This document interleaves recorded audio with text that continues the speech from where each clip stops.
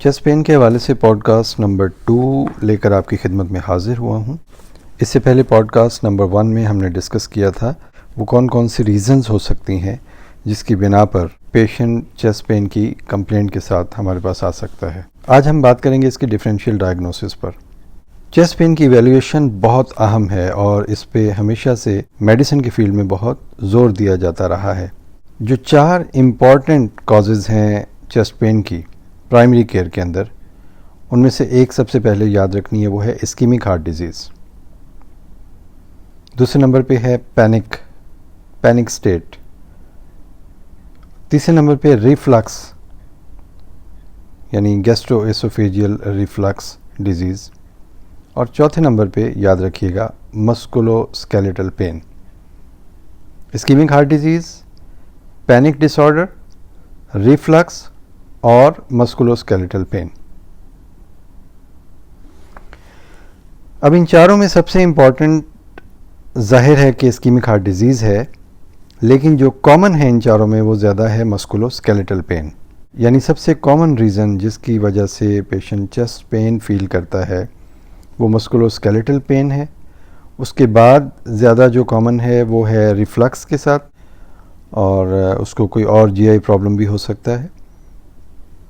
और heart disease जो है ये मोस्ट लाइफ थ्रेटनिंग तो है और ये इम्पॉर्टेंट भी है, लेकिन जो पैनिक है उसकी वजह से भी बाज़ औक़ात पेशेंट मौत का शिकार हो सकते हैं जिसको हम रिकग्नाइज़ नहीं कर पाते। पल्मोनरी एम्बोलिज्म और एओर्टिक डायसेक्शन जो हैं इनकी भी मोर्टेलिटी ज़्यादा है, हालांकि ये दोनों रेयर हैं, प्राइमरी केयर सेटिंग्स में कम प्रेजेंट करते हैं, पल्मोनरी एम्बोलिज्म और एओर्टिक डायसेक्शन। अब मैं यहाँ पे थोड़ी सी आपको समरी बता देता हूँ कि कौन कौन सी वो रीज़न्स हैं और फैमिली प्रैक्टिस की सेटिंग्स में उनके कितने % पेशेंट्स आपको देखने को मिलते हैं। सबसे ज़्यादा पेशेंट्स जो चेस्ट पेन के साथ आते हैं उनमें मस्कुलोस्केलेटल पेन होती है, 36% तक ये आपको देखने में मिलते हैं। जीआई पेन जो गैस्ट्रोइंटेस्टाइनल पेन है इसके 19% है। इसके अलावा नॉन स्पेसिफिक चेस्ट पेन है, 16% केसेस इसके होते हैं। स्टेबल एंजाइना के केसेस 11% हैं और साइकोसोशल पेन जो है 7% इसके केसेस हैं। पल्मोनरी जो ओरिजिन्स हैं वो 5% केसेस आपको मिलेंगे। नॉन इस्कीमिक कार्डिक पेन के 4% केसेस मिलेंगे और एक्यूट कार्डिक इस्कीमिया के 2% केसेस आपको मिलेंगे। इसमें आप नोट करें कि जो गैस्ट्रोएसोफेजियल रिफ्लक्स डिजीज़ है इसमें 13% पेशेंट जो हैं वो प्रेजेंट करते हैं आपके पास, और जो साइकोसोशल सोर्सेज हैं उनमें पैनिक अटैक्स होते हैं और बाज़ औक़ात ये पैनिक डिसऑर्डर के साथ ये पेशेंट आपके पास आता है।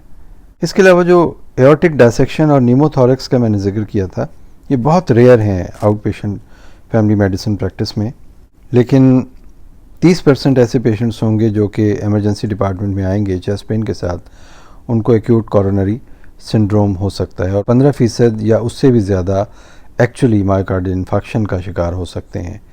तो इस चीज़ को ज़हन में रखिएगा। ये स्टैटिस्टिक्स इतने इम्पॉर्टेंट इसलिए हैं कि हमें मालूम होना चाहिए कि पेशेंट का जो टर्नओवर है वो किस हवाले से है, ताकि हमारा जहन उस तरफ भी जाए, उन कॉजेज़ को भी हम देखें जो कि चेस्ट पेन का बायस बन सकती हैं, जिनके बारे में हम अक्सर नहीं सोचते।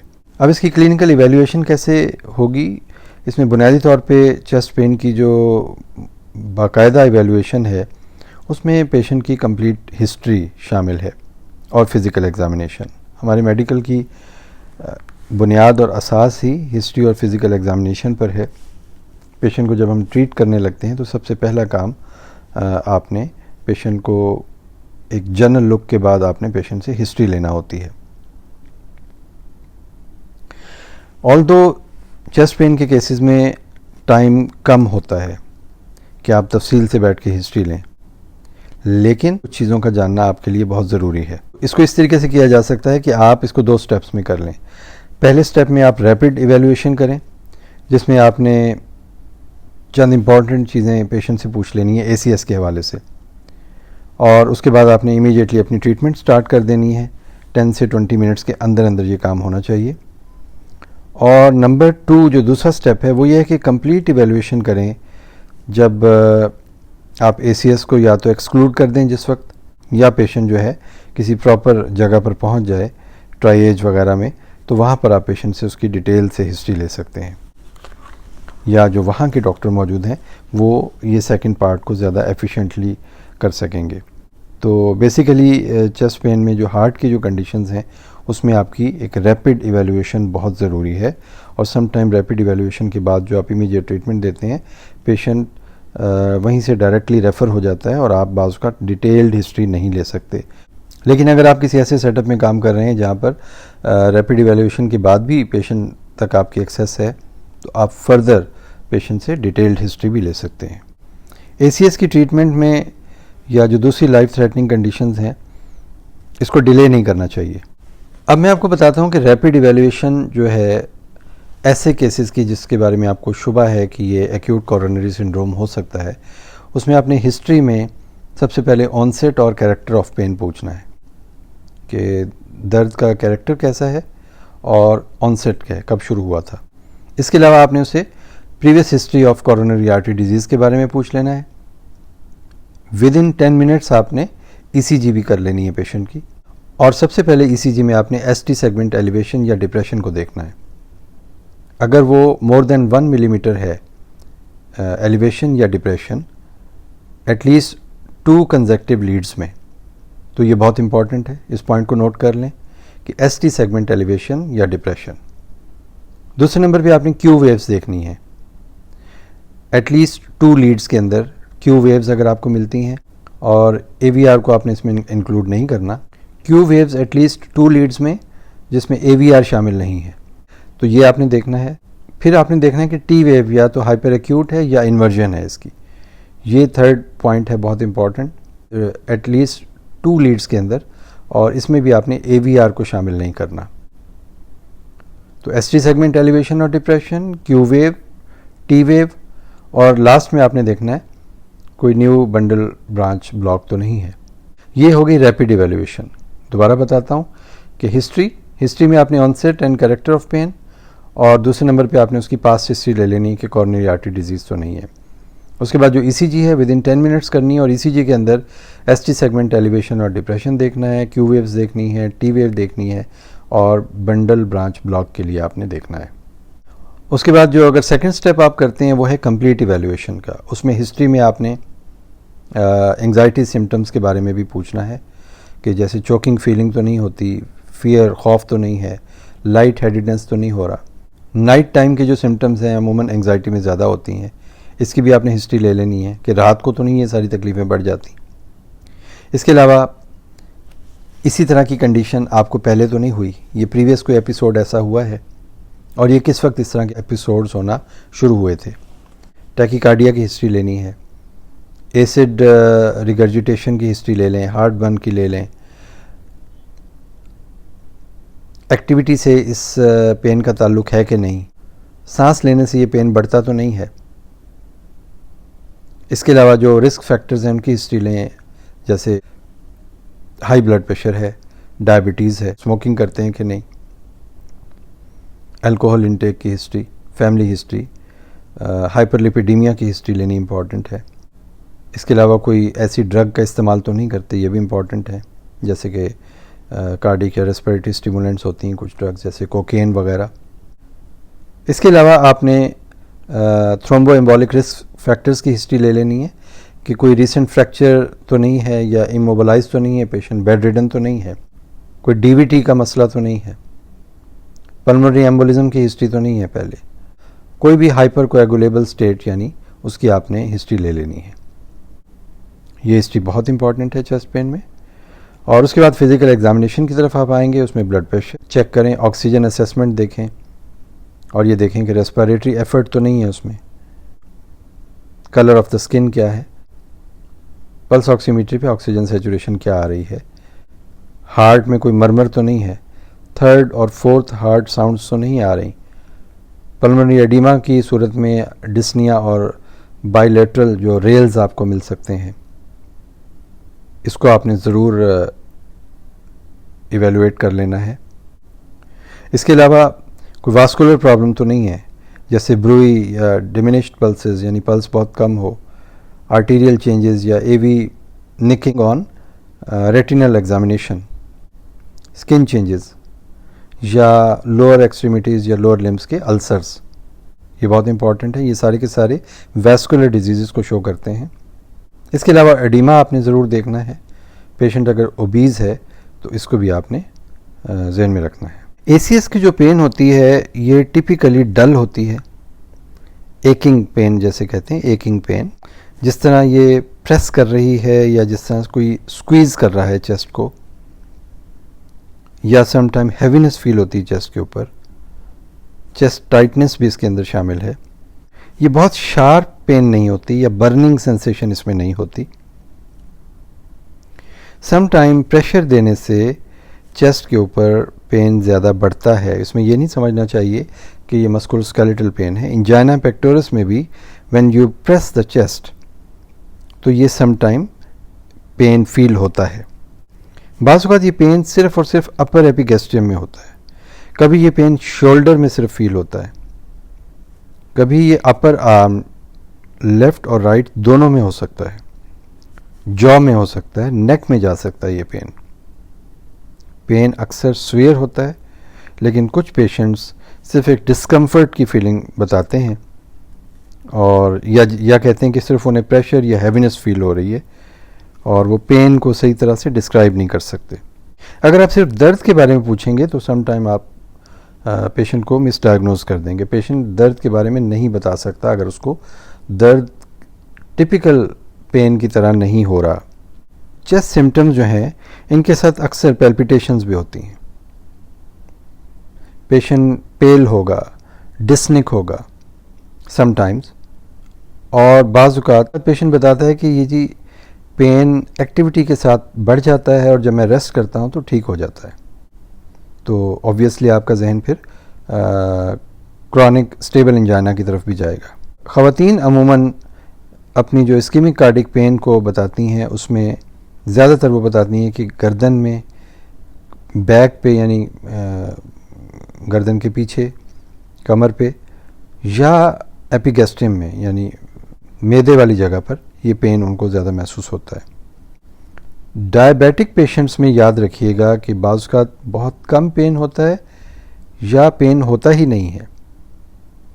कार्डिक ओरिजिन का पेन डायबिटिक पेशेंट्स को बहुत कम फील होता है। बूढ़े लोग ज़्यादातर शॉर्टनेस ऑफ ब्रेथ के साथ आते हैं और उनमें भी चेस्ट पेन इतना ज़्यादा नहीं होता, उनमें SOB ज़्यादा इंपॉर्टेंट है, शॉर्टनेस ऑफ ब्रेथ। और एटिपिकल इंजाइना जो इंजाइनल टाइप पेन है जो कि एक्सर्शनल इंजाइना से मुख्तलिफ होती है, इसमें ACS की तो प्रोबेबिलिटी कम होती है, लेकिन इसको हम रूल आउट नहीं कर सकते कम्प्लीटली। कुछ एटिपिकल पेन राइट साइडेड भी हो सकते हैं या मिड एपिगैस्ट्रिक भी हो सकते हैं। इंफीरियर वॉल MI जो है उसके जो केसेस हैं उसमें पेशेंट सिर्फ अनईजी होता है, उसमें पेशेंट को नाउजिया और वॉमिटिंग हो सकती है, इसके अलावा कोई और सिम्टम नहीं होगा बाज़ औक़ात। फिर इसके अलावा अगर वेल लोकलाइज्ड शार्प या प्लोरेटिक पेन है तो ये नॉन कार्डिक कॉजेज़ भी इसकी हो सकती हैं। इसके साथ साथ बहुत ही मुख्तसर दौरानिए की जो तकालीफ हैं जो चंद सेकंड के लिए होती हैं, या ऐसी पेन जो कि जिसका ड्यूरेशन बहुत लंबा है और वो दिनों से चल रही है, तो वो ACS की पेन नहीं होगी। यानी बहुत ही शॉर्ट दौरानिए की तकलीफ़ भी और बहुत लंबी तकलीफ़ भी ACS की तकलीफ़ नहीं होगी। दिल की तमाम तकलीफ़ें याद रखिए इस्कीमिक नहीं होती। पेरिकार्डाइटिस की जो पेन है सीधा लेटने से बढ़ती है और जब आप आगे को झुक जाते हैं बैठे हुए तो ये पेन कम हो जाती है। ECG की चेंजेस इसमें ज़्यादा हो सकती हैं, लेकिन उसमें एंजाइम्स जो हैं कार्डिक एंजाइम एक्सक्लूड कर देते हैं MI को, तो इसलिए आप पेरिकार्डाइटिस के बारे में सोच सकते हैं, लेकिन ECG की चेंजेस उसमें बहरहाल होंगी। इसी तरह एओर्टिक डायसेक्शन में एक टेयरिंग या कटिंग पेन होती है, शदीद दर्द जो कि जैसे कोई काट रहा है, और ये अक्सर बैक साइड पे भी फील होती है, मिड बैक पे ये पेन ज़्यादा फील होता है। अगर पेशेंट कोरोनरी आर्टरी डिजीज़ की एक हिस्ट्री दे रहा है तो ये एक बहुत बड़ा इम्पॉर्टेंट पॉइंट है आपके लिए। पेशेंट से आप पूछेंगे कि आपकी प्रीवियस हिस्ट्री है कोई एमआई की, कोई आपके टेस्ट रिजल्ट्स पहले एबनॉर्मल आए हों, कोई पहले आपने प्रीवियस कैथेटराइजेशन तो नहीं करवाई, और क्या आपने कभी पेन रिलीफ के लिए नाइट्रोग्लिसरीन का इस्तेमाल किया है, ज़ुबान के नीचे रखी है, या आपने ये टैबलेट खाई है कभी। जो टिपिकल इंजाइनल सिम्टम्स हैं उनमें सबस्टर्नल डल और हैवी या स्क्वीजिंग किस्म की चेस्ट पेन होगी या प्रेशर फील होगा, और ये एक्सर्शन के साथ बढ़ जाएगा और रेस्ट के साथ रिलीव हो जाएगी। ये टिपिकल इंजाइनल सिम्टम्स हैं। एटिपिकल इंजाइना में पेन जो है नॉन इंजाइनल कैरेक्टर की होगी और इसमें एक्सर्शन का होना ज़रूरी नहीं है। ये इंजाइनल टाइप वो पेन है जो विदाउट एक्सर्शन होती है। ये नोट करना इम्पॉर्टेंट है कि ACS उम्र के साथ साथ इसके चांसेस बढ़ते हैं, दोनों के लिए, मर्दों के लिए भी और ख़वातीन के लिए भी। प्री मेनोपाजल ख़वातीन में रिस्क कुछ कम होता है, लेकिन पोस्ट मेनोपाजली ख़वातीन जो हैं वो ओवर द टाइम इनका जो रिस्क है वो मर्दों के बराबर हो जाता है। इसके अलावा smoking, family history, hyperlipidaemia, diabetes और हाइपरटेंशन, ये लॉन्ग टर्म रिस्क फैक्टर्स हैं जिसमें कोरोनरी आर्टरी डिजीज़ होने के चांसेस बहुत ज़्यादा होते हैं। चेस्ट पेन की रैपिड हिस्ट्री ली जानी चाहिए, किसी किस्म के डिले के बगैर।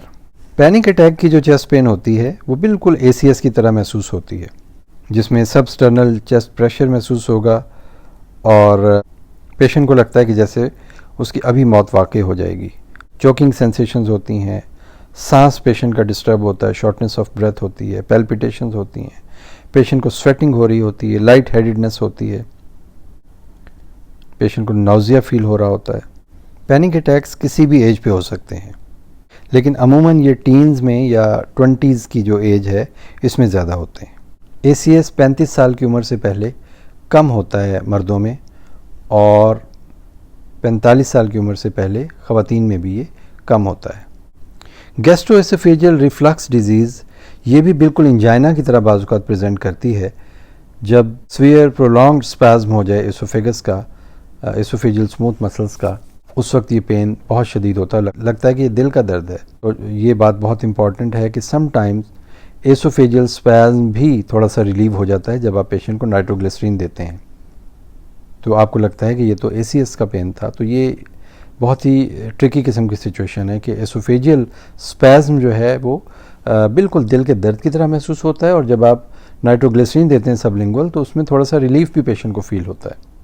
लेकिन एसोफेजियल स्पाज़म में सबसे अहम बात यह है कि जब आप कोई एंटासिड देते हैं या H2 रिसेप्टर ब्लॉकर देते हैं या प्रोटॉन पंप इनहिबिटर दे देते हैं और उससे ये पेन बिल्कुल ख़त्म हो जाए और पेशेंट की सिम्टम्स ख़त्म हो जाएं, तो आपको ये तसल्ली हो जाती है कि ये गैस्ट्रोएसोफेजियल रिफ्लक्स डिजीज़ थी।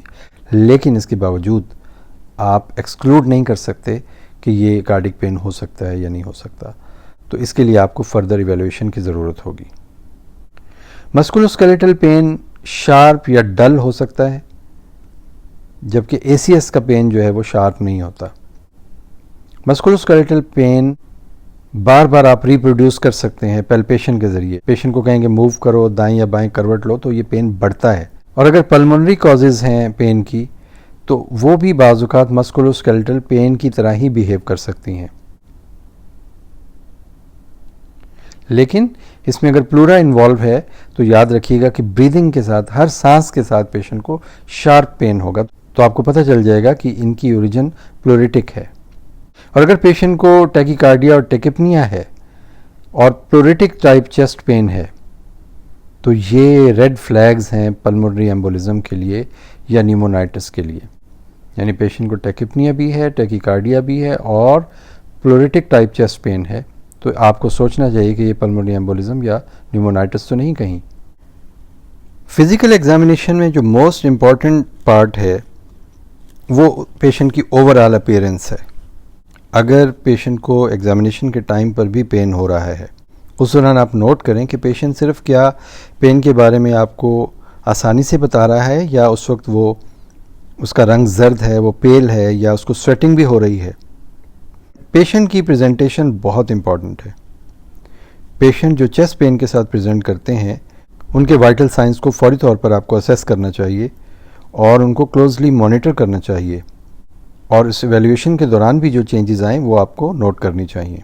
टैकीकार्डिया जो कि स्पेशली पैनिक और पल्मोनरी एम्बोलिज्म में होता है, इसको आप इस तरह डिफरेंशिएट कर सकते हैं कि पैनिक अटैक में सिर्फ टैकीकार्डिया होगा, लेकिन पल्मोनरी एम्बोलिज्म में ना सिर्फ टैकीकार्डिया होगा बल्कि टैकिपनिया भी होगा। इसी तरह ब्रेडिकार्डिया, अगर न्यू या सिम्टोमेटिक ब्रेडिकार्डिया है तो ये इंफीरियर वॉल मायोकार्डियल इन्फार्क्शन भी हो सकती है।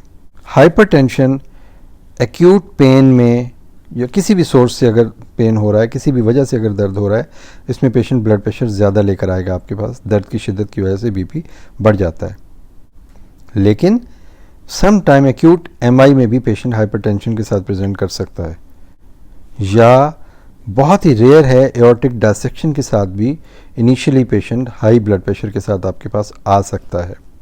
एक बहुत ही अनकॉमन और बहुत रेयर चीज़ भी आपको बता रहा हूँ कि एक्यूटली जो सिम्टोमेटिक हाइपोटेंशन होता है, हाइपोटेंशन, ये बात का इंफीरियर वॉल इस्कीमिया या लेफ्ट वेंट्रिकुलर फेल्योर को भी शो करता है, क्योंकि अगर कोई लार्ज एंटीरियर वॉल का एमआई हो या मैसिव पल्मोनरी एम्बोलस हो तो उसकी वजह से पेशेंट का बीपी फौरन डाउन साइड की तरफ जाना शुरू हो जाता है।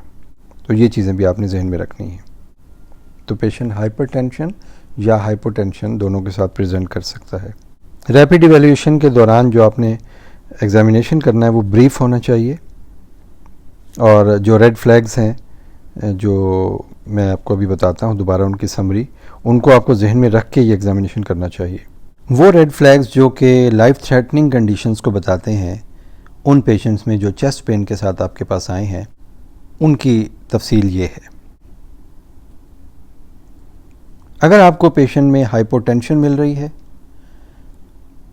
टिश्यू परफ्यूजन कम नज़र आ रही है, पल्मोनरी एडीमा महसूस हो रहा है, या पेशेंट बता रहा है कि उसको यूरिन कम आ रहा है, तो इससे ये पता चलता है कि पेशेंट का कार्डिक आउटपुट डिक्रीज़ हो चुका है।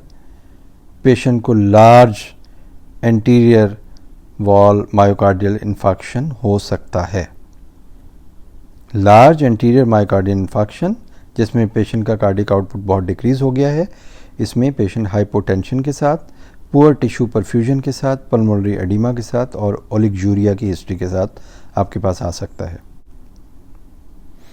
अगर पेशेंट को टैकीकार्डिया, टैकिपनिया और हाइपोक्सिया तीनों चीज़ें आपको मिल रही हैं तो पल्मोनरी एम्बोलिज्म को ध्यान में रखिए। अगर पेशेंट में ईसीजी चेंजेस हैं, स्पेशली एसटी सेगमेंट एलिवेशन है या new left bundle branch block आपको मिल रहा है, मायोकार्डियल इन्फार्क्शन को ध्यान में रखिए। अगर पेशेंट को एक नया सिस्टोलिक माइट्रल मर्मर आपको मिल रहा है, रप्चर्ड पेपिलरी मसल को ध्यान में रखिए। अगर पेशेंट को एरिथमिया है या चेस्ट पेन है और पेशेंट यंग है, सब्सटेंस एब्यूज़ को ध्यान में रखिए। अगर पेशेंट आपके पास स्वीयर टीयरिंग पेन के साथ आए या रिपिंग पेन के साथ आए और एक्सरे में आप देखें कि उसकी जो मीडियास्टाइनल वाइडनिंग हो चुकी है, तो आपके जहन में फ़ौरन एओर्टिक डायसेक्शन आनी चाहिए, और पेशेंट इसमें स्टेबल नहीं होता। पेशेंट के वाइटल्स भी डिरेंज होते हैं। हाइपोटेंशन में मोस्टली पेशेंट प्रेजेंट करता है। मीडियास्टाइनल वाइडनिंग ऑन चेस्ट एक्सरे, जिसमें पेशेंट स्वीयर टीयरिंग या रिपिंग पेन के साथ आपके पास आए, ये एओर्टिक डायसेक्शन है और ये एक मेडिकल इमरजेंसी है। अब बात करते हैं कंप्लीट इवैल्यूएशन की। कंप्लीट चेस्ट पेन की हिस्ट्री, उसमें जो पैटर्न ऑफ डिस्कम्फर्ट है, तकलीफ़ कौन सी चीज़ बढ़ाती है, कौन सी चीज़ कम करती है, एसोसिएटेड सिम्टम्स हैं, पेन कांस्टेंट है, इंटरमिटेंट है, ब्रीफ है, लॉन्ग लास्टिंग है, या दिन के किसी ख़ास हिस्से में शुरू होती है, तो इससे आपको डिफरेंशिएट करने में मदद मिल जाएगी मुख्तलिफ कॉजेज़ को। वो दर्द जो कि बहुत लंबे अरसे तक हो, दिनों तक हो, उसमें मैंने पहले बता चुका हूँ कि कॉर्नरी आर्टरी डिजीज़ को आप निकाल सकते हैं। कॉर्नरी आर्टरी डिजीज़ इतनी लंबे दर्द इसके नहीं चलते, लेकिन बाज़ पेशेंट्स में जिनमें पेरिकार्डाइटिस होता है उनमें तकलीफ़ की हिस्ट्री ज़्यादा होती है, लंबे अरसे का दर्द भी होता है। अब मेडिसिन में कुछ भी पॉसिबल है, तो इसलिए इस चीज़ से घबराना नहीं चाहिए। कम से कम आपके जहन को एक आपकी सोच को होवर करना चाहिए उस तमाम पिक्चर के ऊपर, और आपको आइडिया होना चाहिए कि ये चीज़ ये भी हो सकती है और ये भी हो सकती है। एंड विद योर नॉलेज आप उस चीज़ को, अपनी डायग्नोसिस को फाइनल करते हैं। पेशेंट से आप कंप्लीट इवैल्यूएशन के दौरान पूछेंगे कि जो फ्रीक्वेंसी ऑफ रिकरेंस है वो कितनी है, कि ये कितने अरसे से आपको हो रही है तकलीफ़ और आहिस्ता आहिस्ता ये तकलीफ़ बढ़ती तो नहीं जा रही है। पैनिक अटैक्स की हिस्ट्री लेंगे। अगर एक्सर्शनल टाइप की पेन है तो आपको पूछना चाहिए कि कितनी एक्सर्शन के बाद ये आपको पेन शुरू हो जाती है और कितने रेस्ट के बाद ये पेन ख़त्म हो जाती है। और अगर पेशेंट बताए कि शुरू में तो ये पेन कम होती थी, लेकिन जो मैं एक्सरसाइज या वॉक ज़्यादा करता हूँ या करती हूँ तो अब ये थोड़ी सी एक्सरसाइज पर भी ये तकलीफ़ मुझे बढ़ना शुरू हो जाती है, तो ये प्रोग्रेशन ऑफ द डिज़ीज़ को शो करेगी। इसमें आप फर्दर इन्वेस्टिगेशन के लिए पेशेंट को ज़रूर बताएंगे। पेन के एग्जैसरबेटिंग और रिलीविंग फैक्टर्स, ये भी इम्पॉर्टेंट है। अगर पेन स्पेसिफिक मूवमेंट के साथ हो तो मस्कुलोस्केलेटल पेन के बारे में सोच सकते हैं, या पल्मोनरी ओरिजिन के बारे में भी सोच सकते हैं, और पेरिकार्डाइटिस के बारे में भी सोच सकते हैं। अगर पेन रेस्पिरेशन के साथ हो, पल्मोनरी कॉजेज़ इसकी हो सकती हैं। रिफ्लक्स की जो हिस्ट्री है वो पेशेंट देगा कि फैटी या लार्ज मील के बाद ये तकलीफ़ होना शुरू हो गई। इस तरह की पेन ज़्यादातर आगे झुकने से या सीधा लेटने से ज़्यादा बढ़ जाती है, और ये तकलीफ़ एंटासिड वगैरह देने से ठीक होना शुरू हो जाती है। पैल्पिटेशंस पैनिक अटैक्स में होती हैं। अगर कफ या हेमोप्टिसिस है, पल्मोनरी एम्बोलिज्म में या नमूनिया में हो सकती है। Shortness of breath pulmonary embolism और न्यूमोथोरैक्स में हो सकती है। अगर बैठते हुए चेस्ट का पेन कम हो जाए और आगे झुकने से भी ये दर्द कम हो जाए तो पेरिकार्डाइटिस के बारे में आप सोच सकते हैं। पेशेंट की मेडिकल हिस्ट्री इंपॉर्टेंट है। पेशेंट को हाई ब्लड प्रेशर या हाइपरटेंशन की हिस्ट्री है, डायबिटीज़ है या कोई सेरिब्रोवास्कुलर डिजीज़ है, तो ये हिस्ट्री आपके लिए इम्पॉर्टेंट है। पेशेंट को अगर कोई रीसेंट वायरल इलनेस हुई है तो ये पेरिकार्डाइटिस का भी पेन हो सकता है। फैमिली हिस्ट्री में आप पूछ सकते हैं कि पेशेंट को फैमिली में हाइपरलिपिडीमिया है कि नहीं, स्मोकिंग करता है कि नहीं पेशेंट। सब्सटेंस अब्यूज़ के बारे में पूछ सकते हैं, पेशेंट को ऐसी दवा, ऐसी चीज़ तो नहीं खाता जिससे उसकी पेन वर्सन हो जाती हो। बहुत ज़्यादा कैफ़ीन का इस्तेमाल करने वाले लोग, चाय कॉफ़ी का इस्तेमाल करने वाले लोग, उनमें गैस्ट्रोएसोफेजियल रिफ्लक्स डिजीज़ ज़्यादा होती है, क्योंकि एसोफेगस का जो लोअर एंड है वो स्फिंक्टर है, वो ओपन हो जाता है, रिलैक्स हो जाता है कैफ़ीन के इस्तेमाल से, और बहुत ज़्यादा फैटी फूड खाने से भी पेशेंट का जो एसोफेगस का लोअर एंड है ये रिलैक्स हो जाता है और पेशेंट में गर्ड की अलामात आ जाती हैं। फिज़िकल एग्जामिनेशन करते वक्त पेशेंट की पल्स ज़रूर देखें, यानी दोनों कलाइयों में और पाँव, दोनों पाँव के पास पल्सेस को ज़रूर महसूस करें। चारों एक्सट्रीमिटीज़ में पल्स देखनी है। कैरोटिड्स के ऊपर कोई ब्रूई है अगर तो वो सुन लीजिए। एब्डोमिनल एओर्टा और रेनल वेसल्स को भी आप सुन सकते हैं। अगर पाँव में पल्स आपको नहीं मिल रही या आपको कोई ऐसी ब्रूई मिल रही है जो कि आप सुन सकते हैं, तो ये वास्कुलर डिजीज़ को शो करता है। अगर पेशेंट में फेमोरल पल्स नहीं होगी या पेशेंट को फेमोरल आर्टरी की ब्रूई सुनाई दे रही है, तो ये पेरिफेरल वास्कुलर डिजीज़ को शो करता है। अगर ब्रेकियल और कैरोटिड पल्सेस जो हैं ये कम हैं या डिसअपीयर हो चुकी हैं, तो एओर्टिक डायसेक्शन को आप ज़हन में रखिएगा। डायसेक्शन ऑफ एओर्टा में आपको नॉर्मल पल्स जो ब्रेकियल पल्स है वो नहीं मिलती। पेशेंट की एक्सट्रीमिटीज़ को आप डीवीटी के लिए भी एग्जामिन कर सकते हैं। अगर वहाँ पे कोई रेडनेस है, टेंडरनेस है और लिम्ब का जो डायमीटर है दोनों साइड पे इक्वल नहीं है, या फिर आप हॉमैन साइन चेक कर सकते हैं, यानी कि पेशेंट कि लेग स्ट्रेट हो और आप उसके पाँव के नीचे हाथ रख के फुट को डॉर्सी फ्लेक्स करें, या पेशेंट से ख़ुद कहें कि वो अपने फीट को डॉर्सी फ्लेक्स करे जबकि उसकी लेग स्ट्रेट हो, तो काफ मसल में पेन महसूस होता है जो ये शो करता है कि यहाँ पे थ्रोम्बोसिस हो सकती है। या लिम्ब का डायमीटर अनइक्वल हो, ये चीज़ें इंपॉर्टेंट हैं डीवीटी के लिए। चेस्ट पेन के पेशेंट्स में कार्डिक ऑस्कल्टेशन अमूमन नॉर्मल होती है। न्यू मर्मर आपको अक्सर कम ही मिलता है, लेकिन अगर कोई मिल जाए ज़हन में रखिए कि इसका आउटकम बहुत एडवर्स हो सकता है। साथ अगर आपको रब मिल रही है तो पेरिकार्डाइटिस के बारे में ज़रूर सोचिए। इसी तरह जब आप पेशेंट का चेस्ट ऑस्कल्टेट करते हैं, पल्मोनरी ऑस्कल्टेशन यानी फेफड़ों को सुनने की कोशिश करते हैं, तो वो भी अमूमन नॉर्मल होते हैं। लेकिन अगर आपको रब मिल जाए, रेल्स मिल जाएं या कोई कंसोलिडेशन का साइन मिले तो ये आपके लिए इम्पॉर्टेंट होगा। Percussion of the chest important है अगर आप स्पॉन्टेनियस न्यूमोथोरैक्स तलाश कर रहे हैं।